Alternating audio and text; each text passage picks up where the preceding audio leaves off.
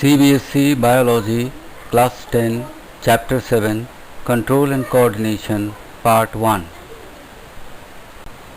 Let us learn the biology chapters through questions and answers which most of the students prefer. Note that PG is for page, PR for paragraph, and questions are in yellow color while answers in white color.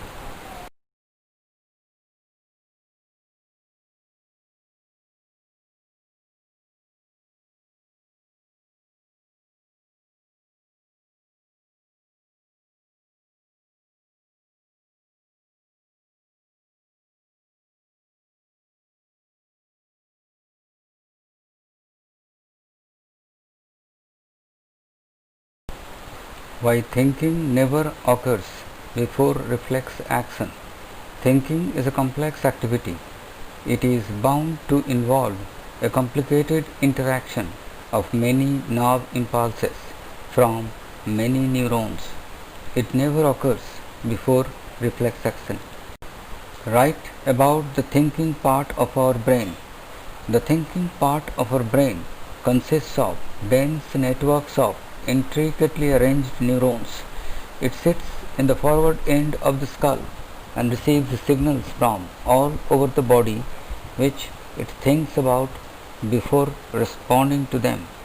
Obviously, in order to receive these signals, this thinking part of the brain in the skull must be connected to nerves coming from various parts of the body.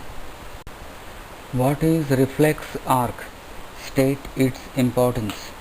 The process of detecting the signal of reflex action or the input and responding to it by an output action might be completed quickly. Such a connection is commonly called a reflex arc that includes receptors, sensory neuron, relay neuron, motor neuron, effector muscles or glands. State the importance of reflex arc. Reflex arcs have evolved as efficient ways of functioning in the absence of true thought processes. However, even after complex neuron networks have come into existence, reflex arcs continue to be more efficient for quick responses. Arrange the following in proper order. Refer reflex actions. A. Sensory neurons carry impulse to spinal cord. B. Muscles contract and your hand is taken back. C. By mistake your hand comes in contact with heat. D. Relay neurons send a motor impulse to the concerned effector muscles immediately.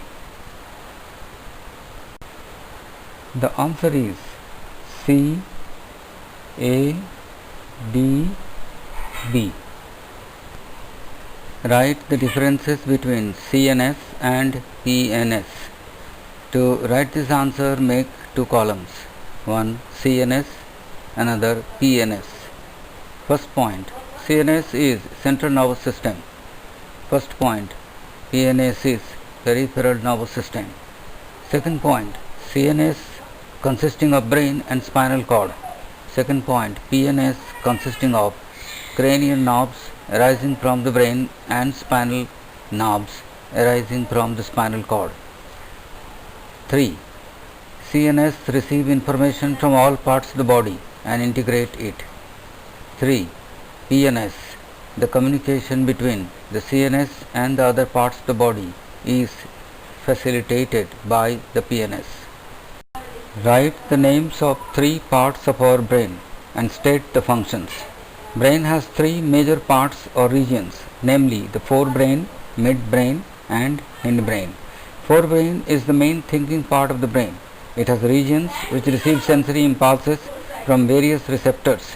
Separate areas of the forebrain are specialized for hearing, smell, sight and so on. Many involuntary actions are controlled by the midbrain and hindbrain. All involuntary actions including blood pressure, salivation and vomiting are controlled by medulla in the hindbrain.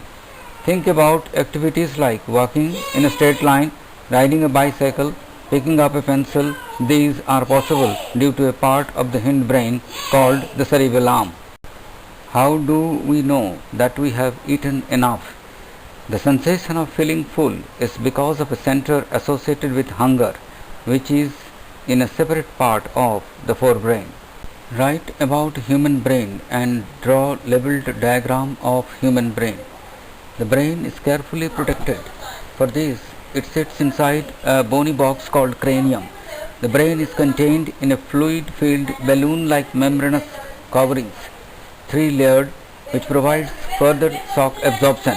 On top, the convoluted foldings like forebrain. In midbrain, there is hypothalamus and pituitary gland, while pons, medulla, and cerebellum belong to hindbrain.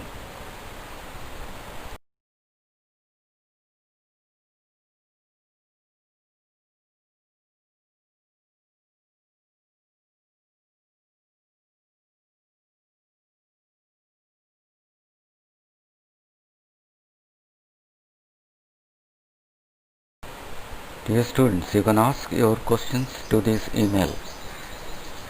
The question answers of this chapter 7, Control and Coordination, will be continued in the next video titled CBSE Biology, Chapter 7, Control and Coordination, Part 2.